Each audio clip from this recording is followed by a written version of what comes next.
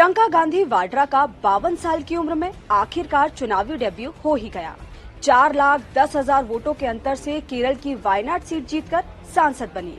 जीत के अंतर में उन्होंने अपने भाई राहुल को भी पीछे छोड़ दिया। नतीजों के बाद प्रियंका पत्रकारों से मिली। एक पत्रकार ने उनसे पूछा कि जीत का क्रेडिट किसे देना चाहेगी। प्रियंका थोड़ा ठिठकी, चेहरे के हाव भाव बदले और उन्होंने कहा राहुल जी को। 5 साल उन्होंने जितना काम किया है वायनाड में, वो इसी का श्रेय है, उन्हीं को श्रेय है। 12 साल की उम्र में दादी, 19 साल की उम्र में पिता की हत्या, 17 साल से चुनाव प्रचार करना शुरू किया, लेकिन 52 साल तक चुनाव नहीं लड़ा। आज मंडे मेगा स्टोरी में प्रियंका गांधी वाड्रा की प्रोफेशनल और पर्सनल लाइफ के सुने अनसुने किस्से जानते हैं।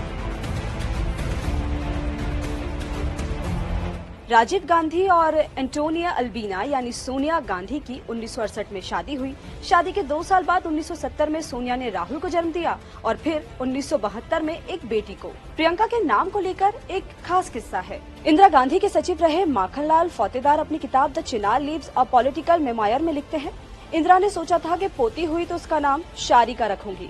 शारिका नेहरू परिवार की कुलदेवी का नाम है, लेकिन जब नामकरण हुआ तो मन बदलकर उन्होंने शारिका से प्रियंका नाम रखने का फैसला लिया।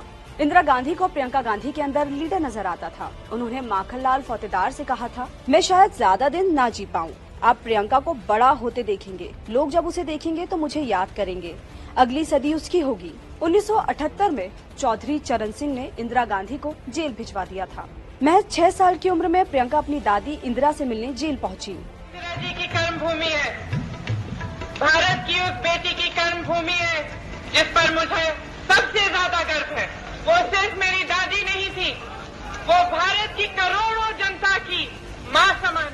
अमेरिकन राइटर कैथरीन फ्रैंक अपनी किताब Indira the life of Indira Nehru Gandhi में लिखती हैं कि 30 अक्टूबर 1984 को इंदिरा ओडिशा के दौरे पर थी। उन्हें बताया गया कि स्कूल से घर लौटते वक्त प्रियंका और राहुल की कार का एक्सीडेंट हो गया है। इंदिरा ने दौरा छोटा किया और बच्चों से मिलने फौरन दिल्ली लौट आई। 31 अक्टूबर 1984 को स्कूल जाने से पहले प्रियंका और राहुल अपनी दादी इंदिरा से मिलने गए थे। इंदिरा ने दोनों को गले लगाकर कहा, अगर मुझे कुछ हो जाए तो तुम कतई नहीं रोओगे। 2.5 घंटे बाद इंदिरा गांधी की उनके ही गार्ड्स ने गोली मारकर हत्या कर दी थी। उस वक्त प्रियंका की उम्र महज 12 साल थी। इस घटना के 7 साल बाद 1991 में प्रियंका ने अपने पिता राजीव गांधी को खो दिया था। स्पेनिश राइटर जेवियर मोरो सोनिया गांधी की बायोग्राफी द रेड साड़ी में लिखते हैं, पूरा वीडियो देखने के लिए डाउनलोड करें दैनिक भास्कर ऐप।